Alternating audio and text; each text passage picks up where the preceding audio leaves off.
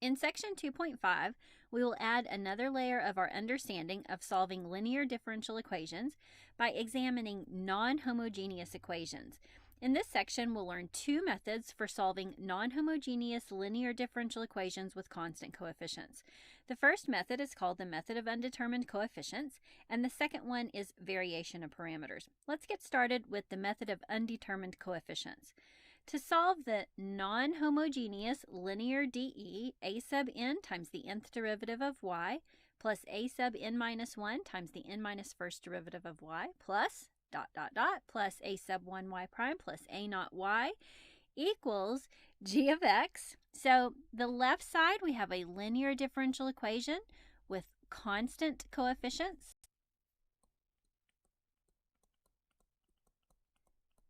And what makes this form different than what we have been studying is this term. This term, when g of x is not equal to 0, is what creates the non-homogeneous classification for this differential equation. So to do this, we must find two things. Number one, the complementary function, which we're going to call y sub c. This is a linear combination of the linearly independent solutions y sub 1 through y sub n that solves the associated homogeneous differential equation.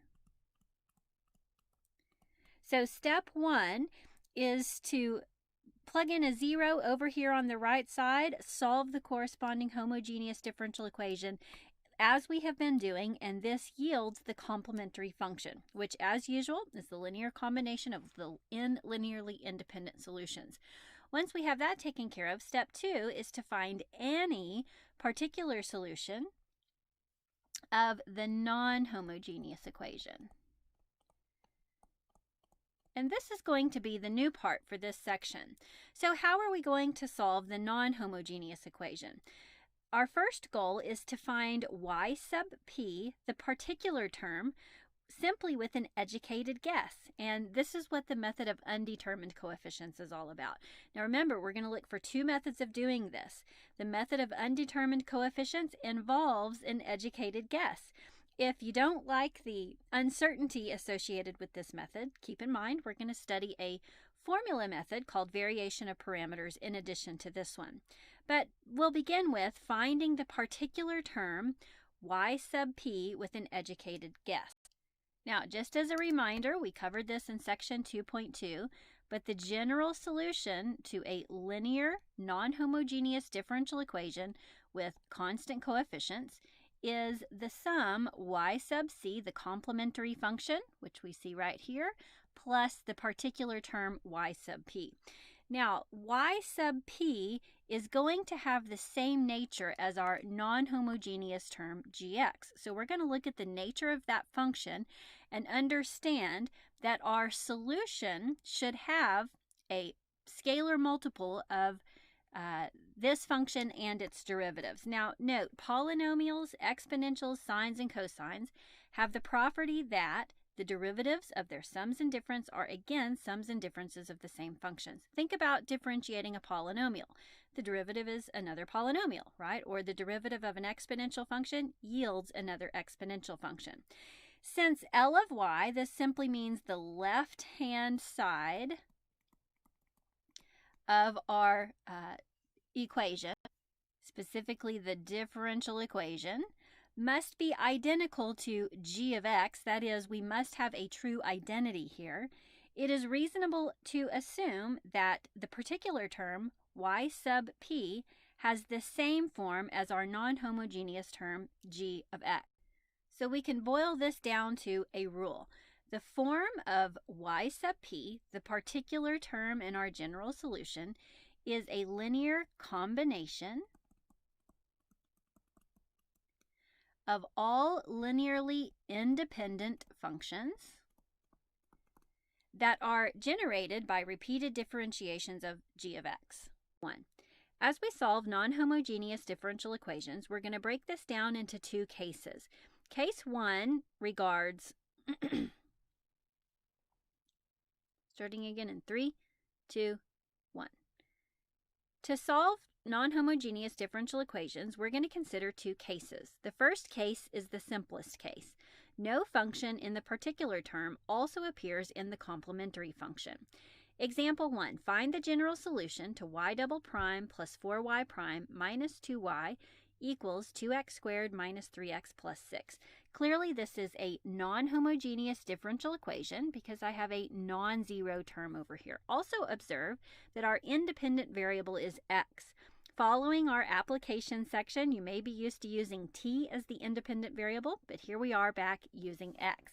Now, the first thing that we need to do to solve a non-homogeneous differential equation is find the complementary function.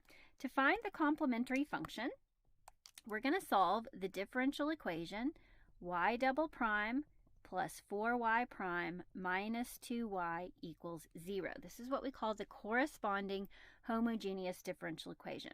This is very straightforward and easy. Recall, we can solve this with our characteristic equation. R squared plus 4r minus 2 equals 0. It doesn't appear that that one factors, so I'll go ahead and apply the quadratic formula.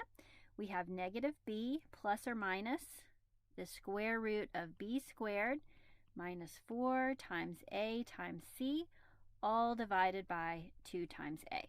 Let's look at the discriminant to see if we're going to obtain real or complex solutions. Under the radical, we have 16 plus 8, or positive 24. So it looks like we're going to get two distinct real solutions. Remember, that affects how I express the solution. Simplifying the square root of 24, we could write that as 2 square root of 6, and it looks like this reduces nicely to 2 plus or minus square root of 6. So because we have two distinct real solutions, we can write our complementary function as a linear combination of two linearly independent exponential terms. Oops, lost a negative here. So this should be negative 2 minus square root of 6. Don't forget our variable here is x, plus c sub 2 e to the negative 2 plus square root of 6 times x. And then we're halfway there to the general solution. The new part to solving a non-homogeneous differential equation now is to find the particular term, y sub p. So we're going to make an assumption about the nature of the particular term. It's going to have to contain all linearly independent functions of g of x and its derivatives. Notice g of x is a degree 2 polynomial function. Its derivative would be linear, followed by a constant term, followed by indefinite zeros. So y sub p is going to share the same nature as g of x. That is, it's going to be a general degree 2 polynomial equation or polynomial function. Assuming that y sub p also solves the original differential equation, I'm going to find appropriate derivatives and plug it in. My goal as we do this analysis is to determine a, b, and c. What should our coefficients be in order that y sub p is a balanced solution? So once we find our derivatives, we can plug these into the original differential equation. Now keep in mind, I'm looking at the original non-homogeneous differential equation. It begins with y double prime, so plugging in y sub p, the second derivative there is 2a, so I plugged it in right here. Next we have plus 4y prime, that's plus 4 times y prime, 2ax plus b. Minus 2y, that's minus 2 times y. We assumed y sub p was ax squared plus bx plus c. And this should be equal to the non-homogeneous term 2x squared minus 3x plus 6. Now, since y sub p is a solution on its own, this has actually yielded an identity equation. That is, what we have on the left is identical to what we have on the right. On the right side, we have a degree 2 polynomial in x in descending order, and I want to write the left side as a degree 2 polynomial in x also in descending order. So I'm going to find my highest powered term, looks like negative 2ax squared, and lead with that term. The next term we should develop here is our x term. So I'm going to pick out all of the terms that have x to the power of 1 and group their coefficients. So we could factor it as 8a minus 2b times x. Everything that's left is a constant. So I'm going to group the constant terms together, 2a plus 4b minus 2c. All I'm doing here is distributive property, combining like terms, and rearranging things a bit. Now, since we have a degree 2 polynomial on each side, and this is an identity equation, then we can say the coefficient of x squared on the left side is identical to the coefficient of x squared on the right side. This is going to feel a lot like dealing with undetermined coefficients with the partial fractions method of integration. So this should be a pretty familiar process. Well, we have found one of our undetermined coefficients, a equals -1. Next, we can take the coefficient of x on the left and set it equal to the coefficient of x on the right. So that gives me 8a minus 2b equals -3. We can plug in what we know about a and use that to solve for b. So we have a -8 over there on the left. I'm going to add it to both sides, divide by -2, and looks like b is equal to -5/2. Finally, we'll take our constant term from the left and set it equal to the constant term on the right, which is 6. Keep in mind, sometimes at this point, you'll have to solve a system of linear equations. So you can certainly use your matrix methods to do that, or you can, in this case, we're getting lucky because we're finding them one at a time. But keep in mind there may be a little more algebra involved here. Let's see, looks like c is equal to -9. Okay, so we have determined our undetermined coefficients, which means we now understand what the particular term should look like. Let's go ahead and assimilate our general solution. Recall that the form of the general solution should be the sum of your complementary function, that's the solution to the corresponding homogeneous equation, plus your particular term. So plugging in what we know about our complementary function, the general solution y starts with c sub 1 e to the exponent -2 minus square root of 6 times x plus c sub 2 times e to the exponent -2 plus square root of 6 times x. And those, of course, can be in any order. And now we just attach our particular term. No arbitrary constants necessary because remember we found those arbitrary constants a, b, and c. So a was x squared. A was -1, so we have -1x squared. B was -5/2, so we have -5/2 x.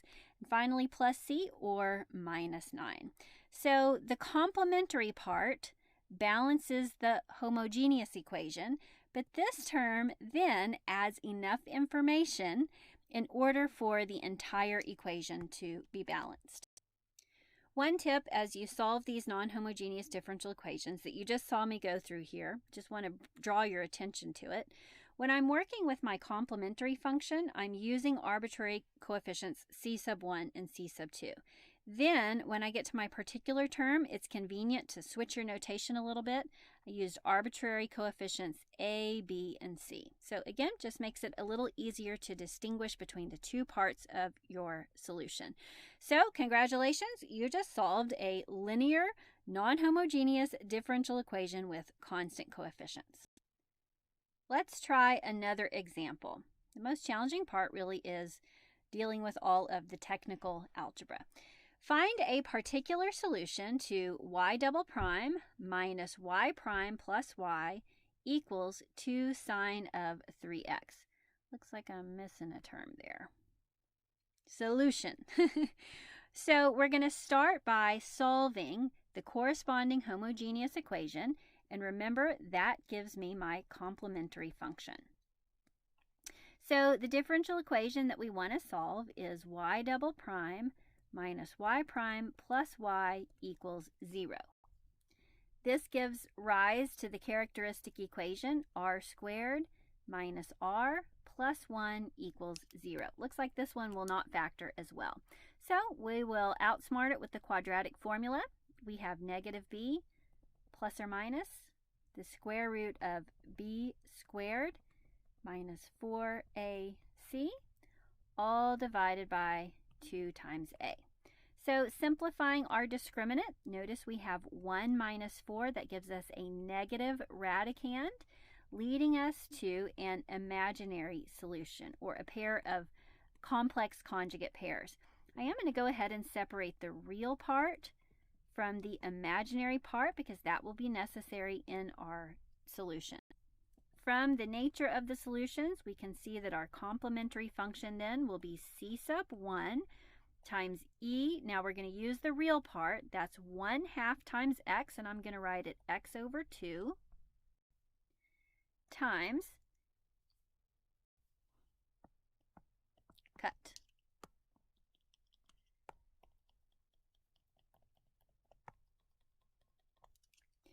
The complementary function is therefore e to the ax, that's going to be 1/2 times x, and I'll write it as x over 2, times c sub 1 cosine. Now I'm going to pick up the imaginary coefficient.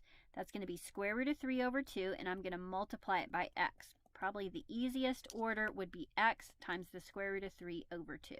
And same argument for the sine function. Sine of x square root of 3 over 2. So that takes care of half of our solution. That is our complementary function. Next, we will work on the particular term. The particular term will embody the nature of our non-homogeneous term. So we're going to make an assumption about y sub p. It needs to contain a linear combination of the linearly independent functions given by the right side, g of x, and its derivatives. So one term would necessarily be a constant times sine of 3x. But if I think about the derivative of that term, it would involve a cosine of 3x. So I also need to include that in my particular term for the potential derivatives that I need to find. So what we have here is the nature of g of x, that's sine of 3x, and its derivatives, cosine of 3x. Now, if I continue differentiating, we'll just cycle between sine and cosine.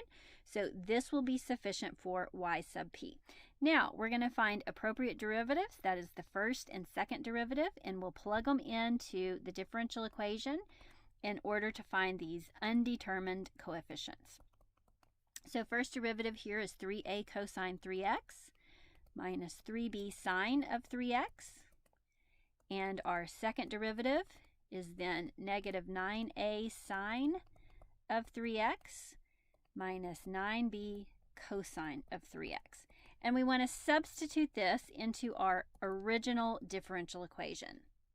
So we'll start with y double prime. That's negative 9a sine 3x minus 9b cosine 3x. We're going to subtract y prime, so I'm going to go ahead and distribute the negative, minus 3a cosine 3x plus 3b sine 3x. So we've subtracted the first derivative there. Then we're going to add y, that's this term, so plus a sine 3x plus b cosine 3x. And this will be equal to the right side, 2 sine of 3x.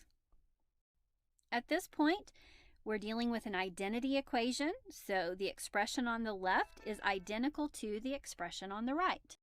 We can assume that the expression on the right contains a cosine of 3x term with a coefficient of 0. So let's group all of the coefficients of sine of 3x on the left side. So we'll start with negative 9a. We have plus 3b, and one more term, plus a times sine of 3x. Then we'll collect coefficients of cosine 3x. That's negative 9b minus 3a plus b. And this is equal to the right side, 2 sine of 3x. So at this point, we're going to generate a system of algebraic equations based on these coefficients. So starting with the coefficient of sine of 3x and simplifying, we have negative 8a plus 3b. This should be equal to the coefficient of sine of 3x on the right side. Now, in this case, I'm not going to be able to get information about a and b, but we'll have a second linear equation where we can solve the system. So looking at the coefficient of cosine of 3x, we'll start with negative 3a, combine like terms to get negative 8b. Now remember, the coefficient of cosine of 3x on the left is equal to the coefficient of cosine of 3x on the right, which is 0. So now we have a system of two linear equations in two variables. You can solve this by any method you want, including RREF from your calculator. When you do that, you're going to end up with solution A equals negative 16 over 73, B equals 6 over 73. Now that we know the undetermined coefficients for y sub p, we can go ahead and assimilate our general solution. Remember, the nature of the general solution is equal to the complementary function plus the particular term. So putting this all together, our complementary function was e to the x over 2 times c sub 1 cosine of x square root of 3 over 2 plus c sub 2 sine x square root of 3 over 2. Now we're ready to add our particular term. We're just going to tack it on. So following the pattern of our model up here, and knowing that a is negative 16 over 73, we have minus 16 over 73 sine of 3x, and b is 6 over 73 cosine of 3x. Now, it's a pretty complicated looking solution, but the process for obtaining it was rather simple. While we're here, I do want to point out something very important. Notice that the argument of sine and cosine over here was 3x. That argument was distinct from the argument of sine and cosine over here. If they were the same, then we would have linearly dependent functions in both y sub c and y sub p, and that causes a problem. And this leads us to case 2. In case 2, we will consider what happens when a term in y sub p also appears in y sub c. But before we get there, let's examine example 3, because you may be feeling a little unsure about how to determine the nature of y sub p. So for the next few examples, all that we're going to do is determine the form of y sub p. We're not actually going to solve these differential equations. We're just going to practice making our assumption about the nature of y sub p. So to define y sub p, I'm going to consider my non-homogeneous term. I want to make sure that y sub p contains the linearly independent functions in that g of x function on the right side plus any of its derivatives. So in this case, I'm going to break this down into two functions. What we see here is a simple linear function. Its derivative is a constant and the derivative of a constant is 0. So I want to make sure that my particular term has a general linear function. The most general linear function that we can define is ax plus b. Now, looking at our second term, this second term is composed as a product of two types of functions. It's the product of a linear function and an exponential function. At least that's how I would view it if I were to integrate or differentiate it, right? I'm thinking of the nature of that function. So I want to make sure that y sub p contains something like that in general. That is a linear function and an exponential function. Now, with repeated differentiations of the product of 6x and e to the 2x, we would end up with linear functions times exponential functions, eventually losing that coefficient. So y sub p in general will be the sum of a general linear function plus the product of a general linear function and an exponential function.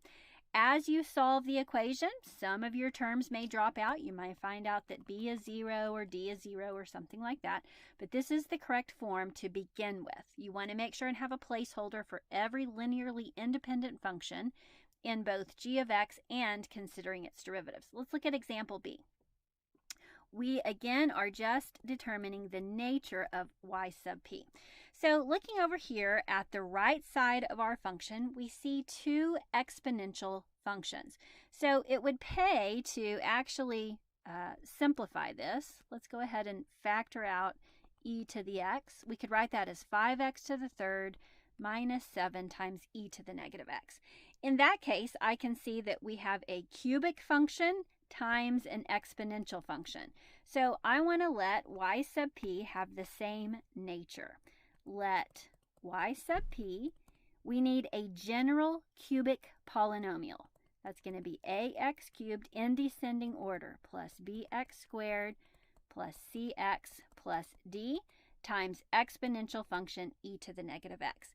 Now, the original coefficient here did not have either a linear or a quadratic term, but we want to account for that possibility as we express y sub p in its most general form. Last example here, we have the non-homogeneous term x times cosine of x. I want to view that as a linear function times a cosine function, and I'm going to observe that the argument of that cosine function is 1x. That will matter in the process coming up soon. So I want to write this as the product of a general linear function, ax plus b, times cosine of x. However, I also need to consider what would the derivatives look like. Well, if I apply the product rule to g of x, then I'm going to end up with also a sine of x term. So I need to include the possibility of a linear function times a sine of x term. So look ahead a little bit to your derivatives, anticipate linearly independent terms of derivatives, and include those in your assumption of y sub p. Now again, if you don't like the guesswork involved in that, if it's a little bit inexact, then variation of parameters might be for you. Now let's talk about that case that I mentioned. Case 2 involves the situation where a function in the assumption of the nature of your particular term also already appears in your complementary function. If this occurs, we will apply the multiplication rule. If any function in y sub p contains any terms from y sub c, then that term must be multiplied by x to the power of n, where n is the smallest positive integer that eliminates the duplication.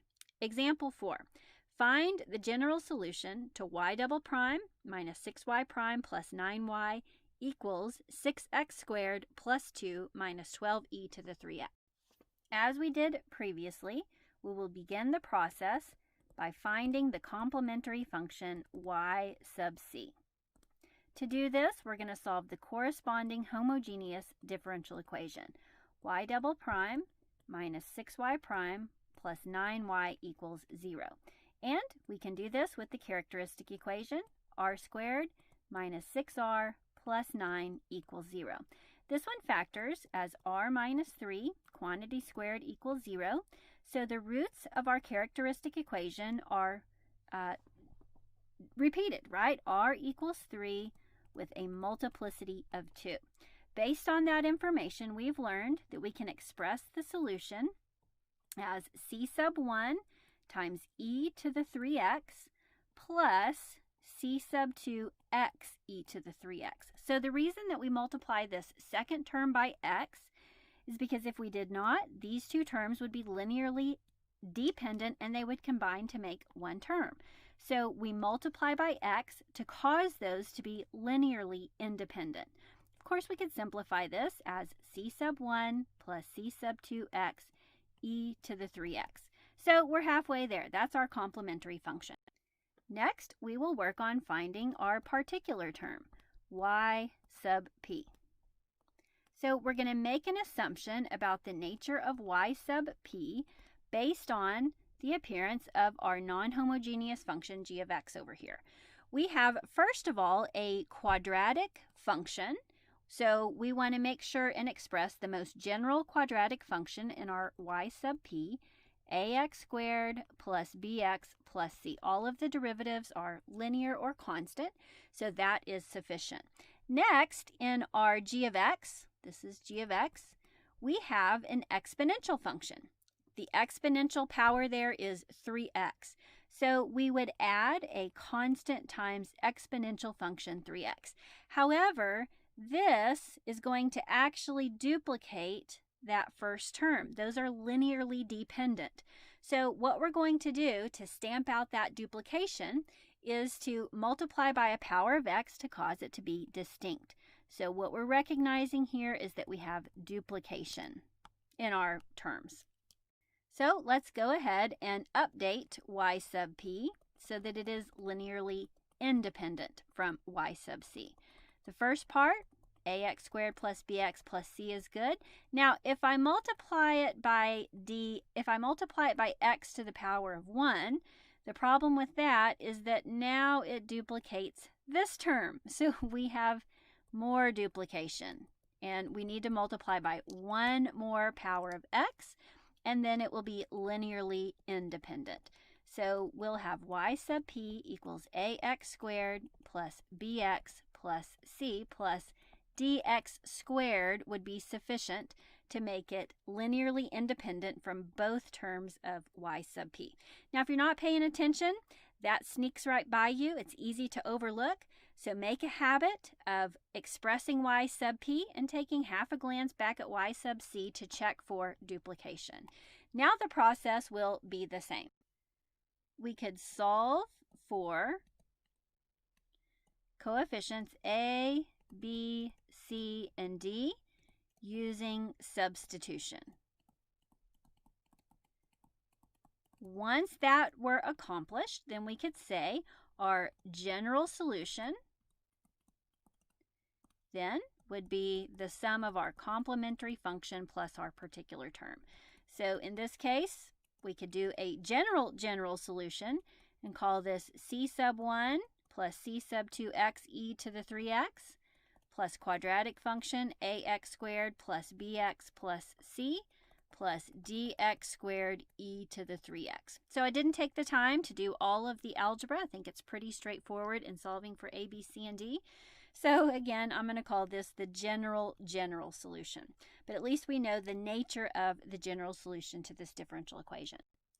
We'll do the same type general solution on example 5, just so you can see the overall process. Find the general solution to the fourth derivative of y plus the third derivative of y equals 1 minus x squared e to the negative x. So we have a fourth order linear non-homogeneous differential equation with constant coefficients. We're going to start this process by finding y sub c. To find y sub c, we're going to solve the corresponding homogeneous differential equation. That's the fourth derivative of y. Make sure you get that exponent in parentheses there because it's not an exponent. Plus y triple prime equals 0. The corresponding characteristic equation is r to the fourth plus r cubed equals 0. We can solve this by factoring. Take out GCF r cubed, leaving behind r plus 1. And we're going to get r equals 0 with multiplicity of 3 and r equals negative 1, multiplicity 1. Therefore, our complementary function will be, I'm going to start with the easy one, c sub 1 e to the negative x. That one is not repeated. Then for r equals 0, we're going to have c sub 2 e to the 0x. We're going to need 3 terms total corresponding to the multiplicity 3 for r equals 0.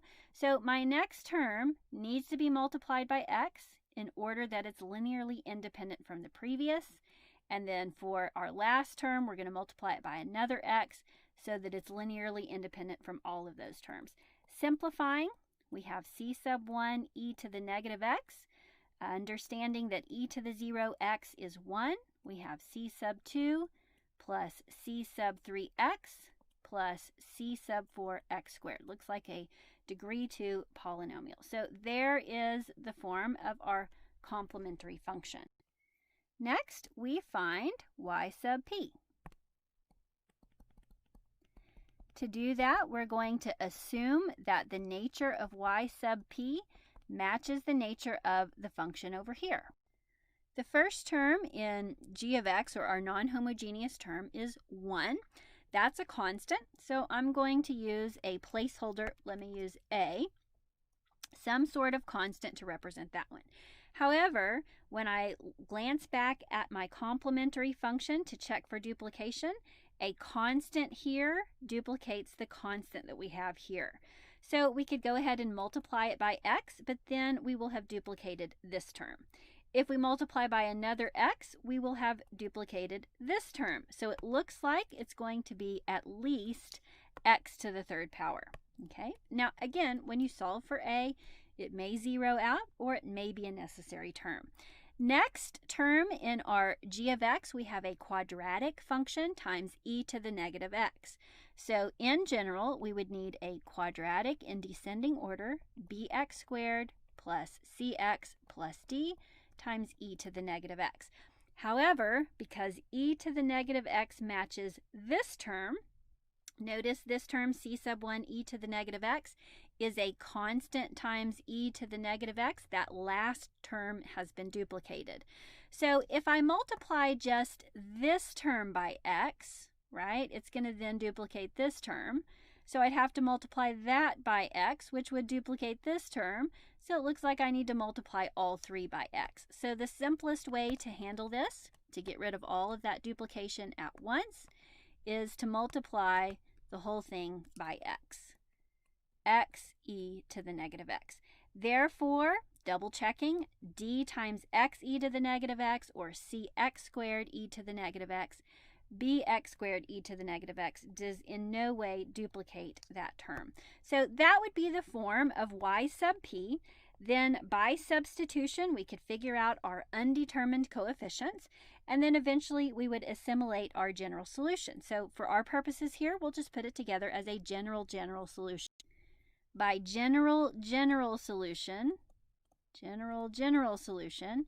I mean we're not solving for a, b, c, d. Okay, so we end up with complementary function plus particular term.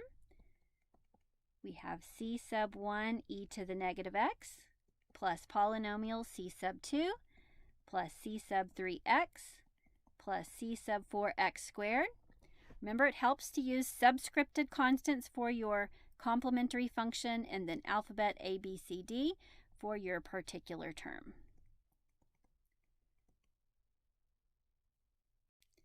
That should be bx squared right here. Fix that. So we have bx squared plus cx plus d x e to the negative x. Okay, so just to be clear, we would find these coefficients, find a, b, c, and d by plugging y sub p and its derivatives into the original DE, right? That's the method of undetermined coefficients. Then, if I wanted a particular solution, I would find c sub 1, c sub 2, c sub 3, and c sub 4 using initial conditions in the same way that we've learned how to do since the beginning of the semester. So this would be the form of our general solution. Let's go ahead and move on to our second method for solving a non-homogeneous differential equation. For those of you that are not so sure about the guesswork involved with y sub p, then variation of parameters is for you. Variation of parameters is basically a formulaic method for finding your particular term. It's reminiscent of, for example, if you're trying to solve an algebraic quadratic equation and you can't solve it by factoring, you can always solve it with the quadratic formula, right? The quadratic formula requires a process to take you directly to the solution as opposed to manipulating the equation with algebra.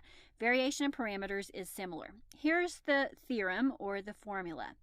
If the non-homogeneous differential equation y double prime plus p of xy prime plus q of xy equals f of x has complementary function y sub c equal to c sub 1 times y sub 1 plus c sub 2 times y sub 2, then a particular solution is given by y sub p equals negative y sub 1 times the integral of y sub 2 times f of x comes from the right side, divided by w of x dx, we'll talk about that in a minute, plus the other term of your complementary function, y sub 2, times the integral of y sub 1 f of x divided by w of x dx. So w of x is equal to the Wronskian of y1 and y2. So this represents a Wronskian. So if you can integrate and you can find a Wronskian, then this will take out the guesswork for using the method of undetermined coefficients in determining your particular term.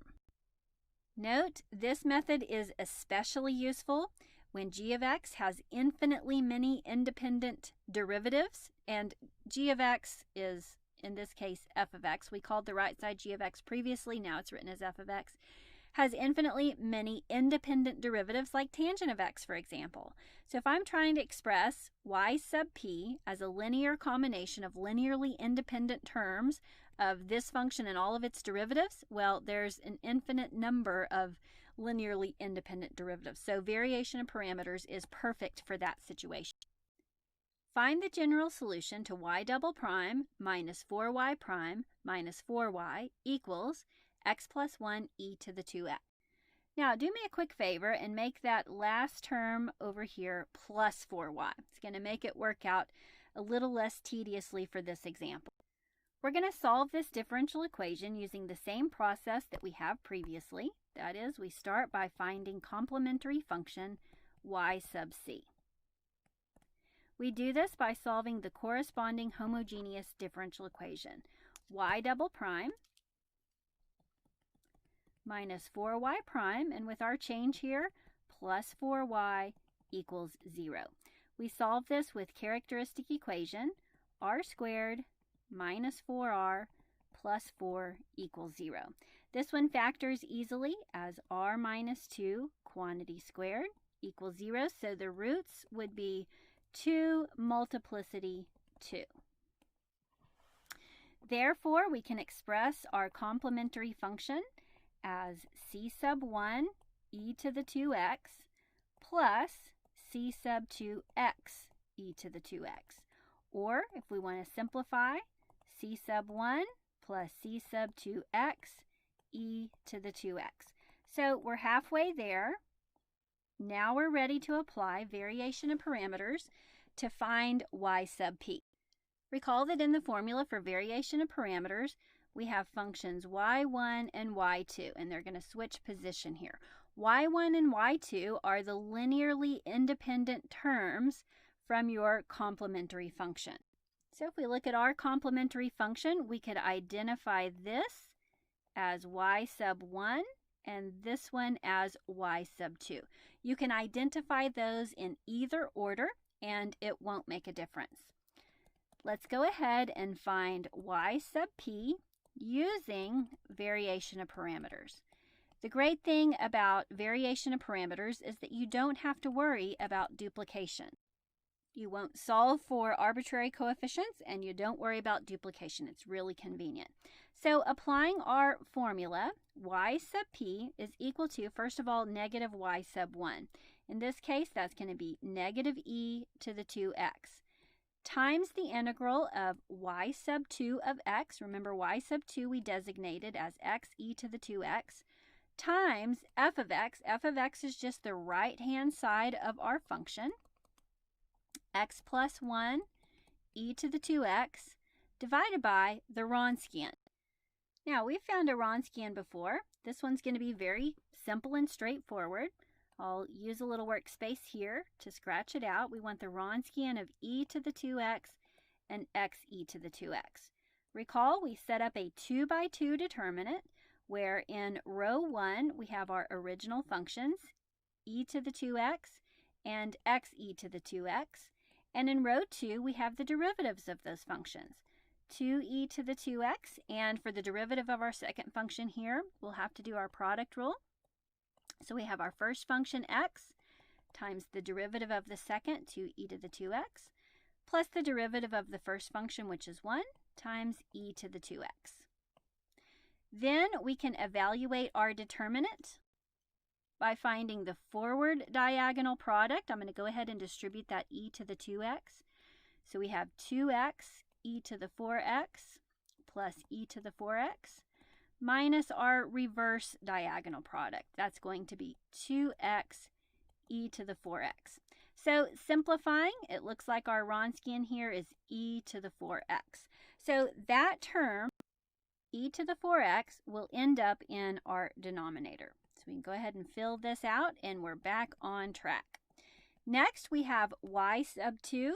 Y sub 2 is x e to the 2x times the integral of y sub 1, that is e to the 2x, times f of x, that's the right-hand side of our differential equation, x plus 1 e to the 2x, and our Wronskian, which we found e to the 4x. Okay, so we just need to execute these integrals. First, let's simplify. Notice in the numerator here we have e to the 2x times e to the 2x, which gives me e to the 4x. So it looks like our integrand simplifies to x squared plus x dx. In our second integral over here, we'll be able to recognize a similar cancellation, and this integral becomes x plus 1 dx. Let's go ahead and execute the integration. Since we're just dealing with polynomials here, the first term becomes x cubed over 3, the second term x squared over 2. And by the way, no arbitrary constant of integration is needed for variation of parameters. Our second integral here becomes x squared over 2 plus x. Make yourself a little note, no c needed for variation of parameters. Let's go ahead and simplify this algebraically. I'm going to factor out e to the 2x from all of these terms. Now, when I factor out e to the 2x here, I'm going to go ahead and distribute the negative inside parentheses. So we have negative x cubed over 3 minus x squared over 2. And when we factor out e to the 2x from this second set of parentheses, I'm going to distribute the x there. So we have x cubed over 2 plus x squared. 1. Combining like terms inside parentheses, we have negative 1/3 plus 1/2, which gives us positive 1/6, or x cubed over 6. Then we have negative 1/2 plus 1, or 1/2 x squared, or x squared over 2. Let's go ahead and get a common denominator between the two terms in parentheses, and then we'll be able to factor out that common denominator. In fact, I'm going to go ahead and combine it over 1. So we end up with x cubed plus 3x squared over 6. Factoring out that 6, or factoring out the 1/6, I should say, we can write it as 1/6 e to the 2x. And then notice this term simplifies. We don't have fractions there, so it's just a little bit easier on the eyes. So when you use variation of parameters, your a, b, c, your arbitrary constants are solved for in the process of the integral. And in addition, you don't have to worry about duplication. You do have to do a little bit of work as far as finding the Wronskian and executing the integrals, but it's formulaic and direct. No guesswork necessary. So our general solution in the form complementary function plus y sub p should look like c sub 1 plus c sub 2x e to the 2x plus, running out of room here, so I'm going to continue on the next line, 1/6 e to the 2x times x cubed plus 3x squared. So look carefully at those terms. X cubed 3x squared, or I'm sorry, x cubed e to the 2x and 3x squared e to the 2x does not duplicate these two terms. So variation of parameters in that respect is very convenient. So one last note before we close here, variation of parameter always yields the general solution provided the homogeneous equation can be solved and is not limited to the form of g of x in the non-homogeneous equation. This is also applicable to differential equations with variable coefficients. So we've been focusing on constant coefficients, but variation of parameters is useful for variable coefficients. Now you know how to solve both a homogeneous and a non-homogeneous linear differential equation, and in the next section, we'll look at applications of these non-homogeneous equations.